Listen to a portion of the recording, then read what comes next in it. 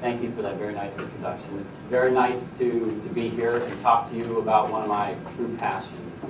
As you might have understood from the introduction, I sort of have two areas of passion that I work in. One is on the economic reforms in China, and that's been a big part of my life for as long as I've been in the academic world.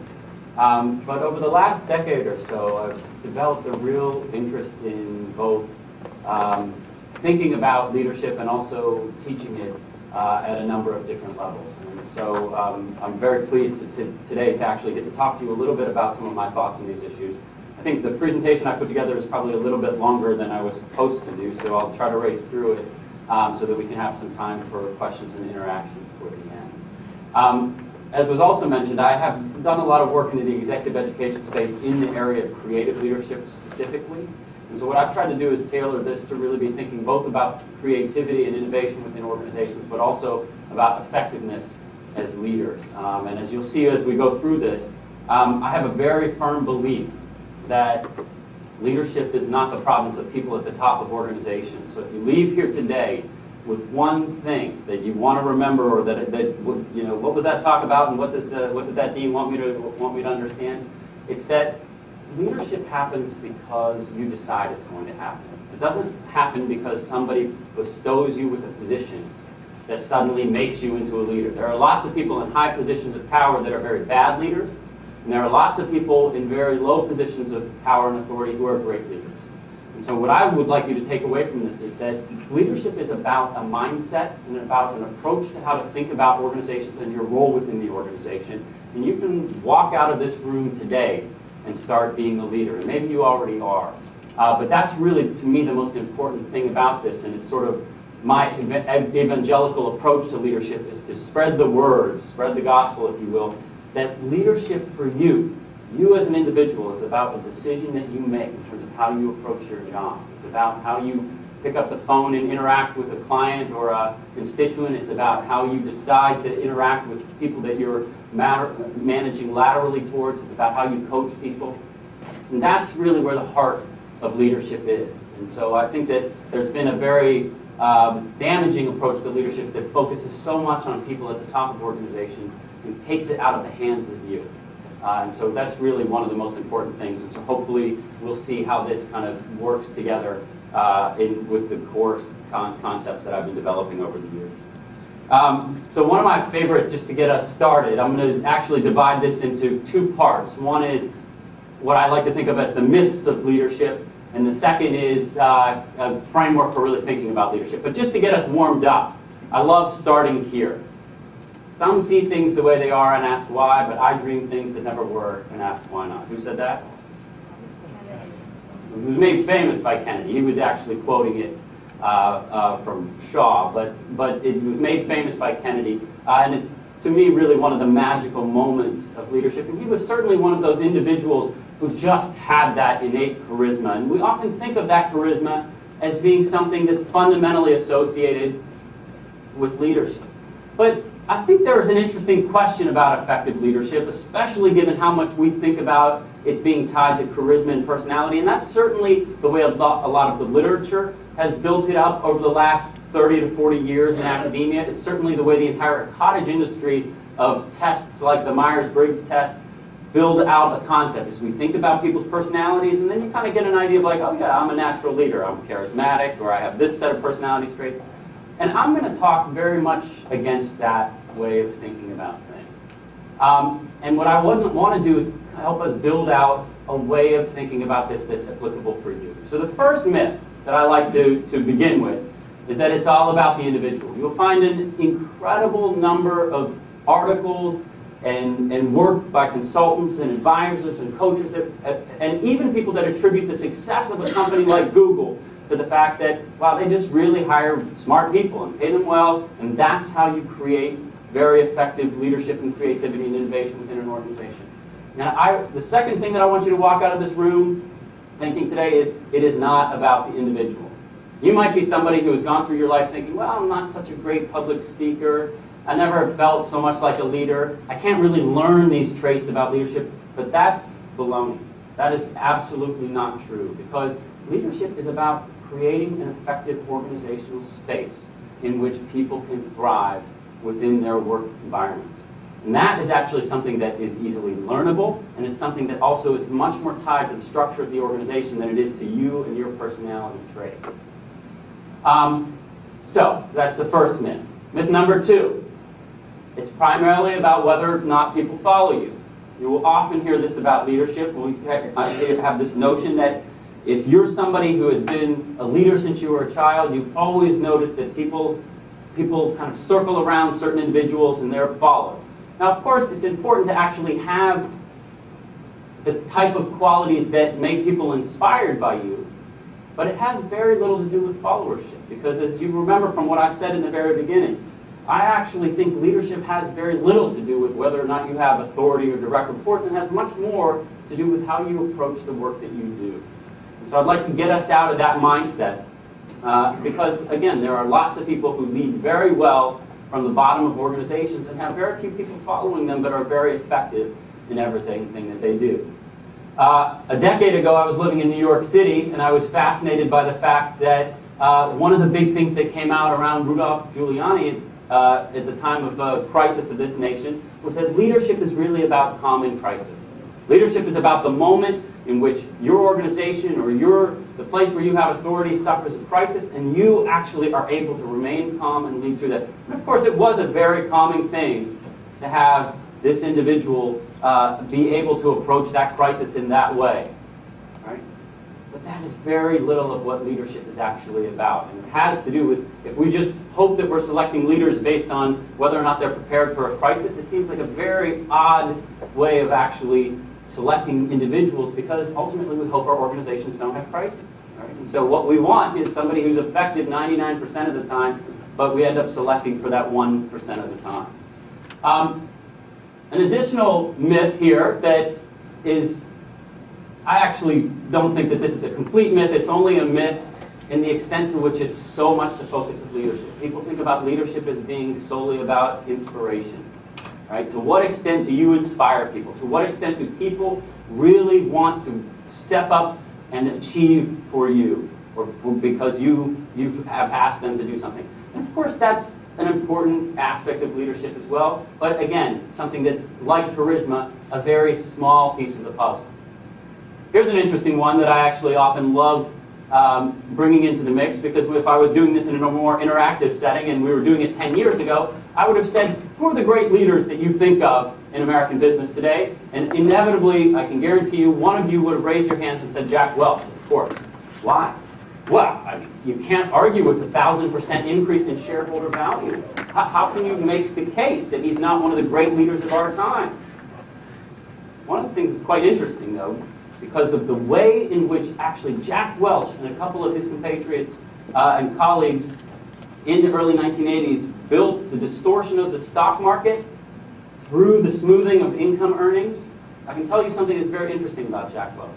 It is true that because of that system and that intersection of the emergence of analysts and the power of analysts and the practice of earnings smoothing, Jack Welch did increase GE stock by 1,000%. But if you run the numbers based on return to assets, he's the worst CEO in GE's history.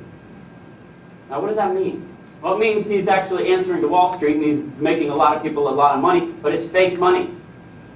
Right? So I don't know how we line that up in terms of how we assess leadership, but it certainly can't be about shareholder value. But too often it is the case that we think leadership is solely tied to the issue of the outcomes of your organization. Here's a couple of other things that we might build into this conversation about leadership, and these are less myths and more just people that I admire, but I just want to kind of add them all up there before we actually get into a more clear framework. One of the most famous people whose name will also come up in recent years is Nelson Mandela. And Mandela was a great leader in a number of different ways that he thought about these issues, but he actually raised something that I certainly wouldn't put in the myth category, but something that I put in the intellectually stimulating category, something that was a really interesting approach to thinking about this, which is, of course, you need courage and you need all of these things that are good qualities that inspire people, but one of the most important things is to be able to strategically think about who your allies and who your enemies are within an organization and put your emotions aside and actually engage those people effectively. If you know anything about Nelson Mandela's career after getting out of prison, that was one of the things that made him such an effective leader, was the fact that he was willing to actually set his emotions aside and say, forget about what these people did to me. What we need to do is run a nation right now. So there's something that's very powerful to me in that piece of thinking about leadership. Dr. Kalam, of course, the former president of India, is also somebody who's very interesting to me, and he's had a lot of interesting ideas about these kinds of issues. And I think he's certainly somebody who's spoken broadly on this issue. The other person that to me is always fascinating in today's economy, sort of the 2010 version of Jack Welch, of course, would be who? If I asked you who is a great leader of today in American industry, what would you say? Steve Jobs, of course, right? And he was recently named by Fortune magazine as the greatest CEO of the decade. And he's certainly one of these people who, because of shareholder value, much like Jack Welch, has been labeled that way. And wow, what an amazing pitchman, right? Most people don't know, though, or don't even remember, even if they ever knew, that if Steve Jobs would have been allowed to continue leading Apple in 1984, we would not be talking about Apple Computer today. He would have driven that company out of business because he was such a terrible leader. Right now, that's blasphemous to say in today's economy, right? But it's a very interesting thing to note. He almost destroyed his own company, and he was driven out by the board of directors, right? And so that's actually now it's interesting, there's an interesting post story. A lot of people have written about how, well, he must have changed because he's such an effective leader now. And I would argue that no, actually, it probably hasn't changed. If you read this book, Inside Steve's Brain, he's probably the same micromanaging, narcissistic, crazy person that he was back then. But the organization actually evolved a significant amount so that it could actually handle the weight of his personality in some ways. So he's a brilliant man, no doubt about it. Brilliant innovator, brilliant marketing and salesman. Is he a good leader? I don't know. It's kind of an interesting question in terms of how we think about leadership. And my last myth, which I mentioned from the beginning, is the myth of leadership being the province of people that are at the top of organizational hierarchies or pyramids. And again, this for me is so important that everybody within organizations understand that leadership is about a decision that you make today in terms of how you interact with people in your organization, how you interact with people who you're mentoring and coaching, how you interact with your constituents, how you interact with your organization. And it has nothing to do with that promotion that you've been waiting for. And frankly, if you believe that leadership is about when you get into a structural position to lead, you're not going to be a good leader. Right? It is the people who actually think actively about leadership every day, regardless of the position they're in, that, in my opinion, make the best leaders. Okay? Now, so that's sort of the broad brushstrokes, both the myths and the inspirations for me. But let's bring a little specificity to this conversation. I'm going to try to give you a framework, and it's a framework that I've developed in teaching and executive education courses about leadership for many years, and so I've tested it on a number of different audiences, but it's always interesting to test it on a new audience, so please don't be afraid to either interject or jump in or just take notes, and we'll talk about these issues at the end. The first thing that I would just like to say as the backdrop for this framework, so I've kind of put a couple of different myths out there, and I've made the case that it's not about individual charisma, it's not about your personality, it's not about the question of whether or not you're being followed within the organization. All of those things might have some implications and be important for the entire package of what leadership is, but those things in and of themselves don't comprise good leadership and don't make good leadership. But what is it about? Well, here I want to start with a framework that I like to use. And I like to think of this framework as kind of an inverse pyramid or inverse set of concentric circles that work from the broadest to the narrowest aspects of what you're dealing with when you think of leadership. Okay? So the broadest lies in the space of vision. And this is actually something that is often captured within leadership discussions. People always think, well, a leader is somebody who has vision. A leader is somebody who can actually know where the organization needs to go. And it's certainly important to think of that broadest context of the environment that your organization is embedded in and to be able to imagine a future. It's absolutely crucial to be able to think about the complexity of the environment that we live in today, the complexity that your organization is, and be able to analyze it and see a distant future and be able to build the processes to get there. So there's no doubt that that's an important part. The problem is that leadership often resides there and in one other place. But there are other things that are intermediary steps. So if we go from that broadest position to a secondary position, let's think about your organizational environment. Now this is unfortunately the place where the ball always gets dropped on leadership. So often you will hear people say, well, vision and strategy is the province of leaders and managers execute. What does that mean? Managers execute. First of all, it's so demeaning. It means if you're a manager, you can't really think for yourself. You're just the person who carries out what I tell you to do because I'm the brilliant visionary and I'll be the one who decides the direction our organization is going. Let's just think about what that means for a second, because if leadership really is about vision and strategy and these other people carry out these things, how often is it the case that a leader has a brilliant vision or a brilliant strategy, but they have no understanding of the structure of their organization? Let's take an example. Hank Greenberg was the chairman and CEO for many years at AIG.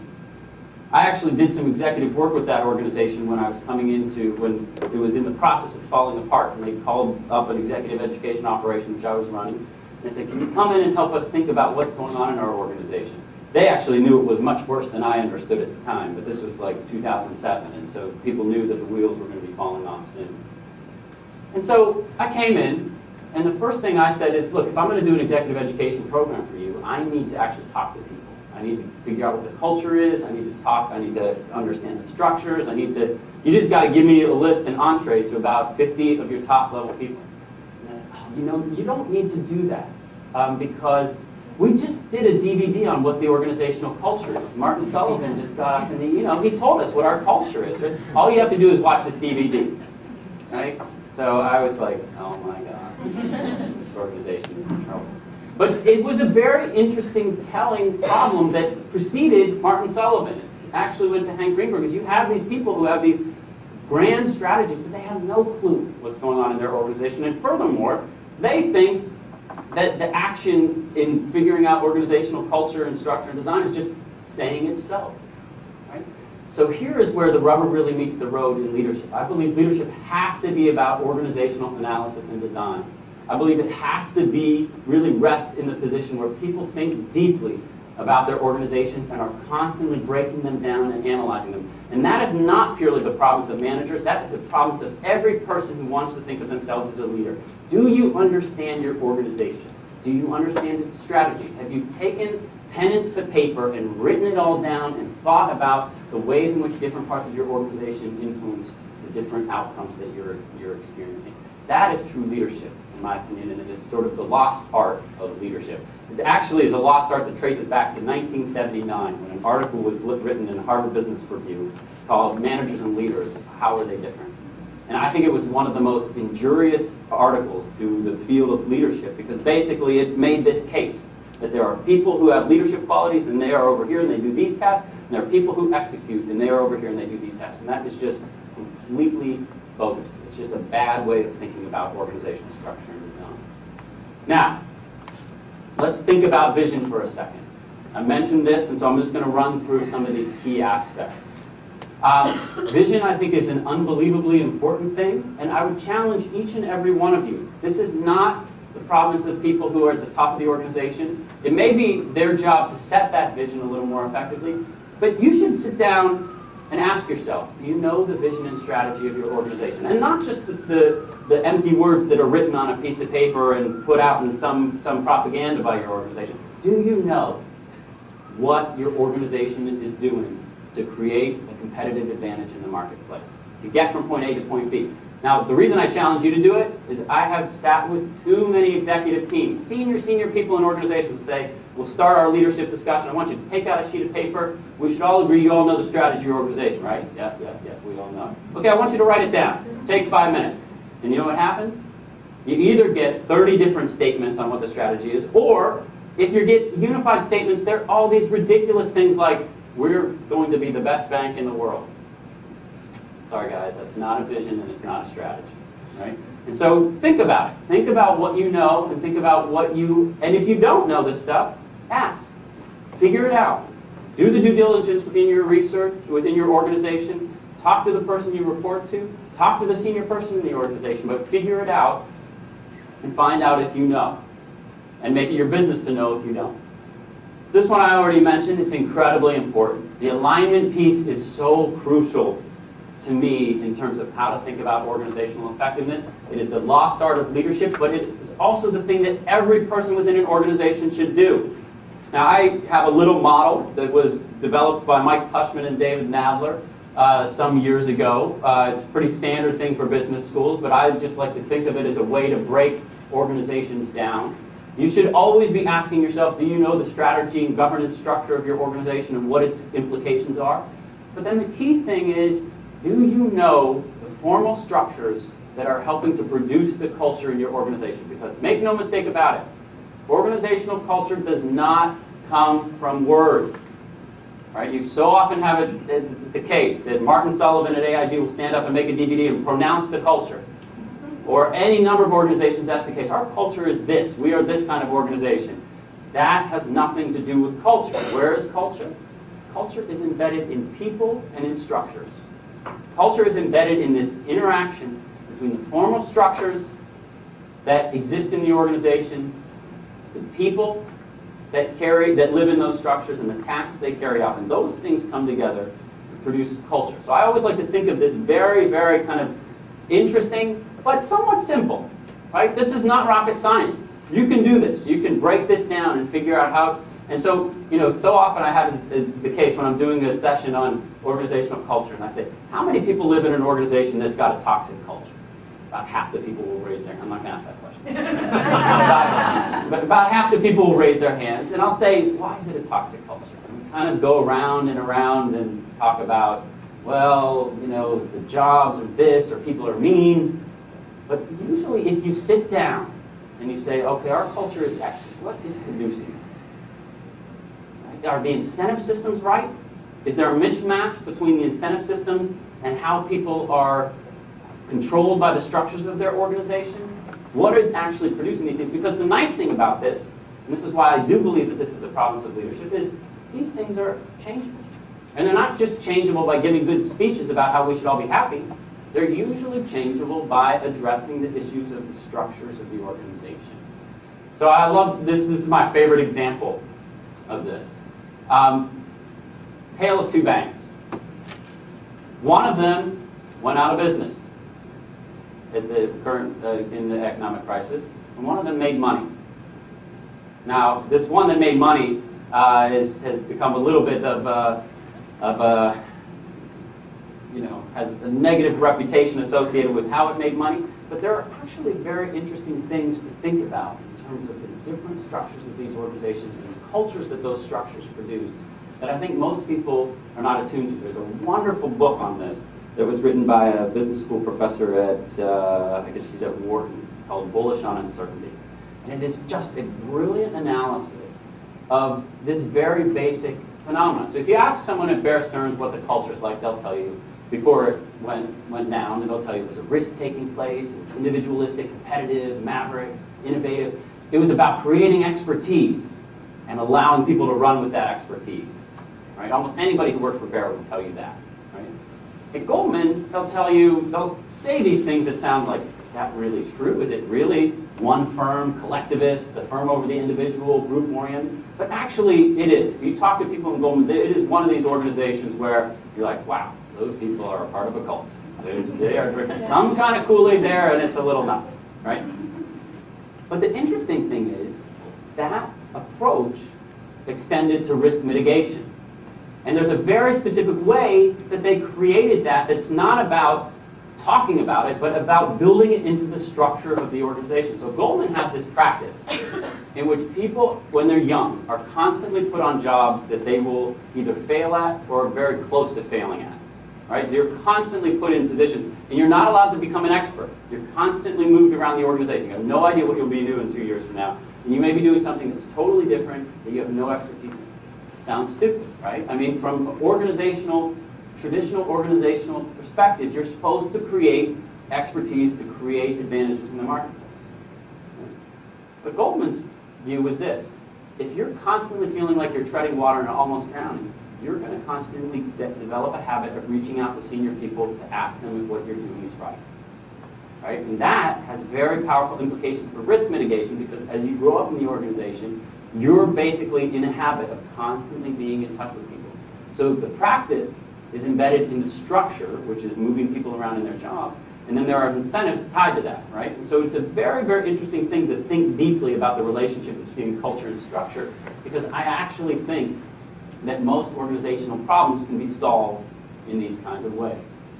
Now, I don't want to forget about motivation, because motivation is actually an incredibly important part of what we do from leadership positions, again, but that's not the problems of people at the top of organizations, it's the problems of everybody who's touching people within organizations. How much are you engaged with a process or an active set of thoughts about inspiring somebody to want to get up and come work with you every day? Right? That's kind of the interesting thing about organizational leadership, is that when time is difficult and work is hard and you're asking people to perform more for less, how much are people excited about it? Now, that might just be because you're a fun and inspiring person, but it also might be because your people have the right structural incentives in place that they feel excited and proud and valued. Right? And so there are all kinds of ways to talk about this. Now, this is where the final piece of this framework goes to the part where I actually think some thinking in leadership has been a part of this, but I think it's been thinking in the wrong way. So remember I said that there are a number of personality tests. There's a lot of people who talk about this. There's a whole cottage industry around it. But I actually think the focus on personality is not the point. The focus on honesty and how honest you are with yourself is really the point. I have too often been with leaders, either in advisory positions or in organizations that I was a part of, in which, you know, I can tell you in my former organization, the president was an incredibly charismatic man. The problem was he seemed to have no self-knowledge at all. Right? So he'd give great talks, but there was problems with his team actually feeling committed to him, because he would also go to meetings and say, you know, the interesting thing about me, what makes me a good leader is I'm a great listener. And then he'd talk for 57 minutes out of 60. You ever been around someone like that? How does that actually make you feel as a person? You think, well, not only are you not a good listener and you couldn't care less about what I say, but you don't even seem to realize it, right? And so this kind of thing just erodes your credibility as a leader. And so I think deeply knowing what your strengths and weaknesses are and figuring out how to build a team around it is an incredibly important part of leadership. So that introspection piece, I think, is the final piece of that puzzle. So anyway, just to come back to my Steve Jobs miss it for a minute. I guess I already kind of gave the punchline of this. But I think it's an incredibly important thing to remember about leadership, because Jobs' problem might have been embedded in his lack of introspection, but it was also deeply embedded in the structure of the organization itself. One of the reasons this company almost failed in 1985 was because the organizational structure itself was problematic. Steve Jobs was the chairman of the board, and he had a CEO that reported to him, and he also reported to that CEO because he couldn't give up his control over products. And so, of course, you're going to have a dysfunctional set of problems in an organization, especially when that particular division is losing money. Right? The main point here that I just like to emphasize, though, is you can usually map these things out. If you're in an organization that you're unhappy in, you can usually figure out what it is that actually that can be traced to, and then take some proactive steps to make it better. Another favorite example of mine is the Google example, which I mentioned earlier. It's so often the case. You'll ask people, what makes Google so innovative? It says, well, first of all, it's in Silicon Valley. They have lots of innovative people. They just hire really smart people. Right? Is that why Google is innovative? Does anybody know what the 80-20 rule is in Google?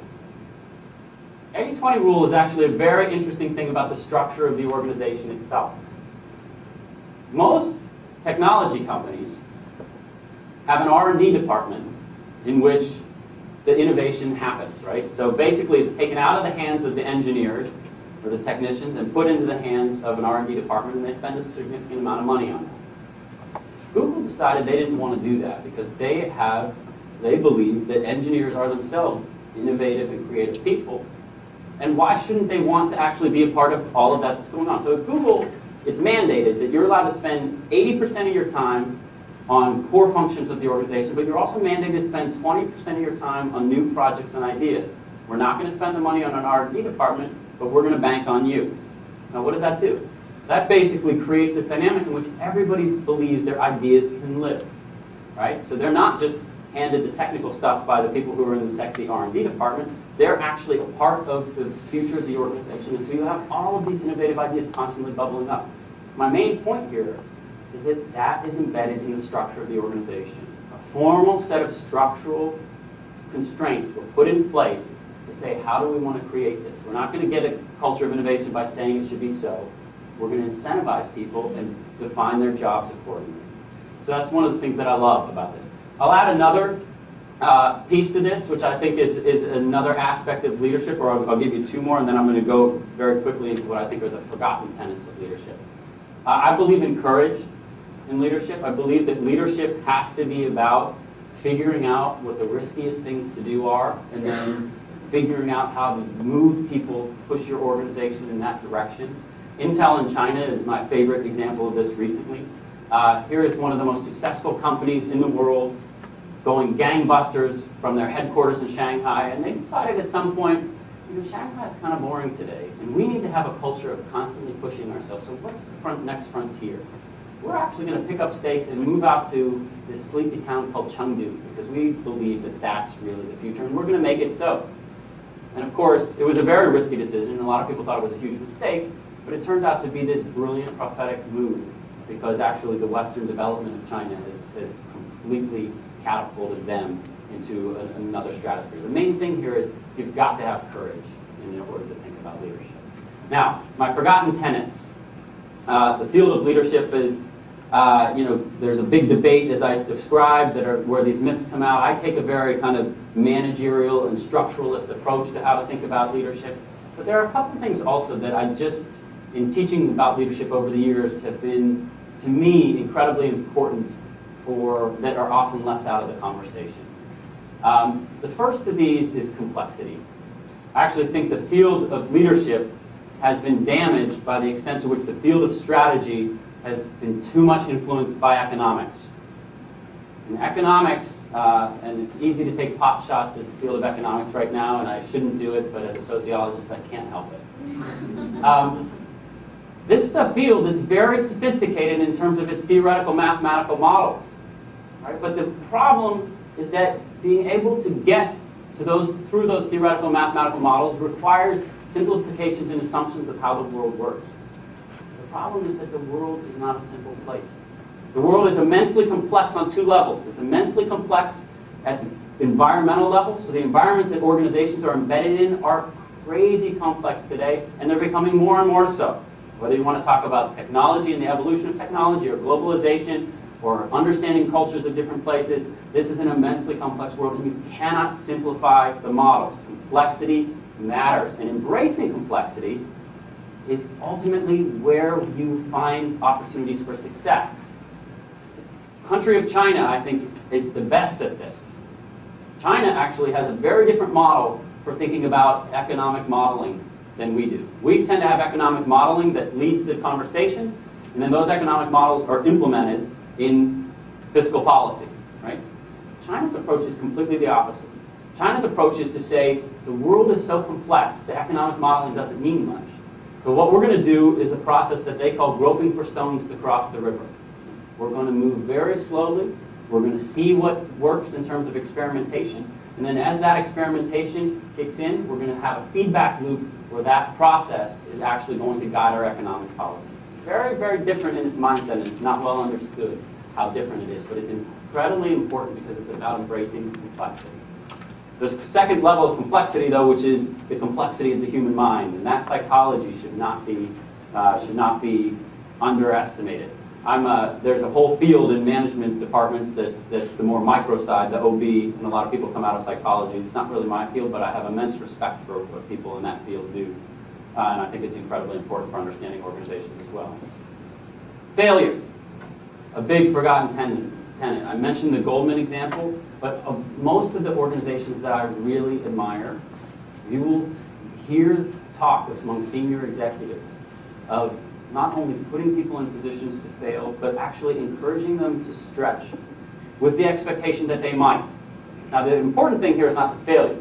The important thing here is what the organization does to you when you fail. Right? So do you live in an organization that actually encourages you to stretch, but then slaps you down when you don't deliver?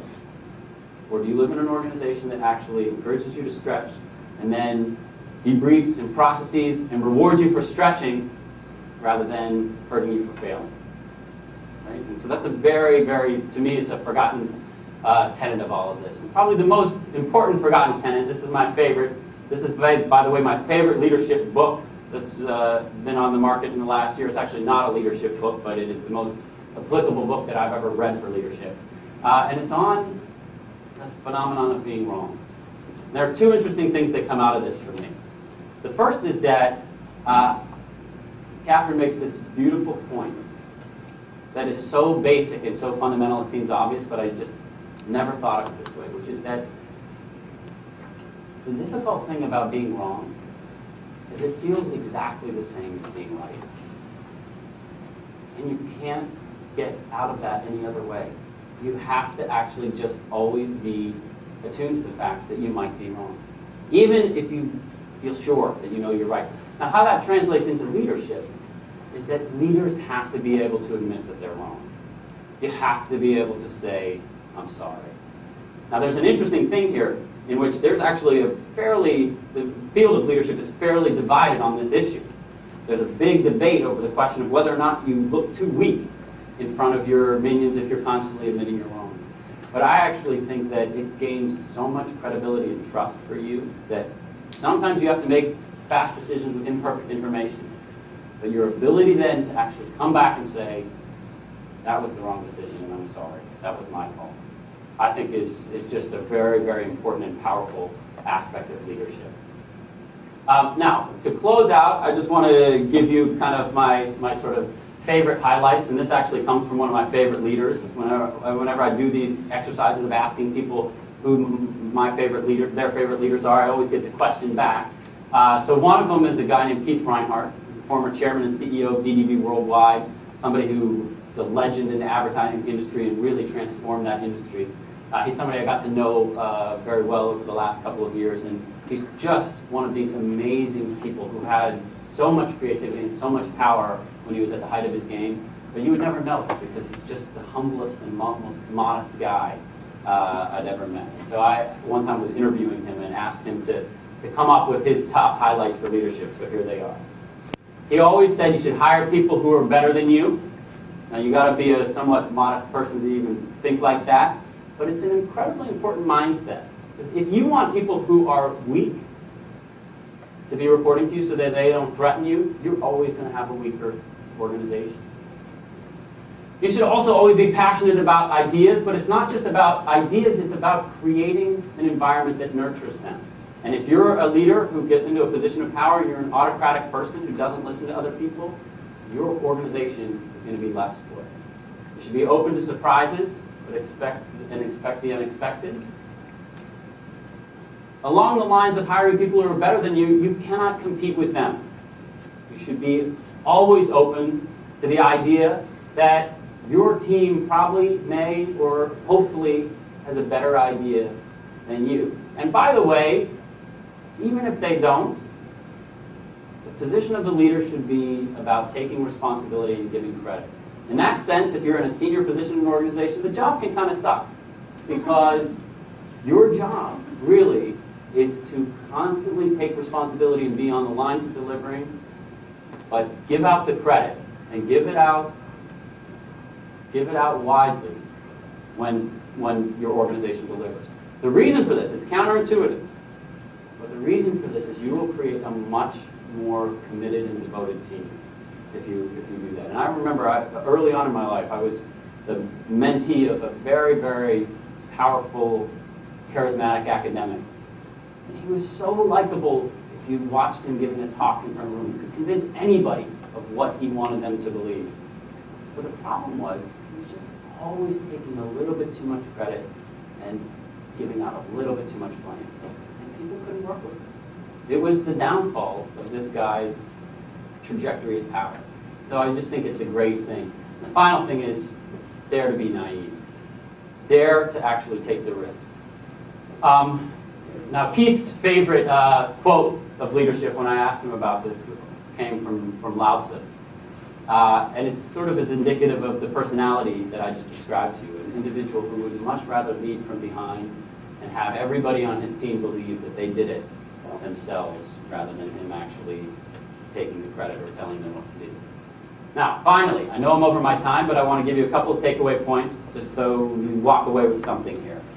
These are my kind of core ideas that are extracted from this talk. Position. I already mentioned this, but I think it's important. It's not about the position that you're in. It's about how you act in that position. So don't wait. Don't decide you're going to sit on your hands until you get that promotion. Leadership is about your decision of how to act today. It's about everyday action and introspection. Forget about the grand moment. It's not about the crisis, and it's not about when somebody asks you to step up because we need you. It's about what you do on a day-to-day basis. And unfortunately, some of those things don't feel like leadership moments, but believe me, in the aggregate, they are. It's also about how well you know yourself in that everyday decision making. Probably above all else, it's about the extent to which you think about the greater good of the organization. And that's actually the big divide. To me, the big divide is not visionary versus person who executes. The big divide is when you analyze that person's actions. Are they acting in the best interest of the organization? Or are they worried about their own self-interest first and the organization's second? And that's a tough one. I mean, because everybody has lives to lead and they have things that they need to do. But to me, that's really what defines leadership, probably above all else. Leadership is about empowerment and creating a culture that fosters creativity. It's about complexity and analysis. And finally, and I think I've learned this more in the last year than I had ever known it before, but it is about empathy. You've got to learn to sit down and listen to people and try to understand where they're coming from. And you've got to care. So anyway, I'm sorry if I ran over my time, but I think we probably have about 10 minutes for questions, so I'll just close right there. Thank you.